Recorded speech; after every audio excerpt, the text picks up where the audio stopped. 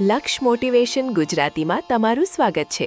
તો આવો જાણીએ હોલિકા દહનની કથા ભક્ત પ્રહલાદ અને ભગવાન વિષ્ણુની ભક્તિની જીતની વાર્તા છે। જે પ્રાચીન સમયમાં હિરણ્યકશિપુ નામનો એક અત્યાચારી રાક્ષસ રાજા હતો। તેણે વરદાન મેળવ્યું હતું કે તેને કોઈ મનુષ્ય કે પશુ દિવસ કે રાત ઘરની અંદર કે બહાર કોઈ પણ શસ્ત્ર કે અસ્ત્રથી મારી ન શકે। હિરણ્યકશિપુનો પુત્ર પ્રહલાદ ભગવાન વિષ્ણુનો પરમ ભક્ત હતો, જે હિરણ્યકશિપુને પસંદ ન હતો। હિરણ્યકશિપુએ પ્રહલાદને મારવા માટે અનેક પ્રયાસો કર્યા, પણ નિષ્ફળ રહ્યો। અંતે તેણે પોતાની બહેન હોલિકાની મદદ લીધી, જેને અગ્નિમાં ન સળગવાનું વરદાન હતું।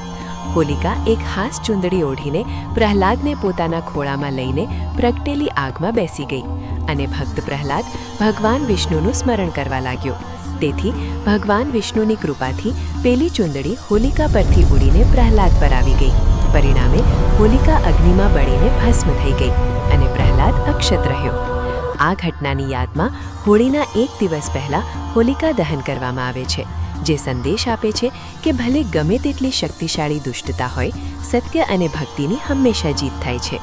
તો આવા જ આર્ટિકલ સાંભળવા અમારી ચેનલ લક્ષ મોટિવેશન ગુજરાતી સબસ્ક્રાઇબ કરો અને અમારી સાથે જોડાયેલા રહો।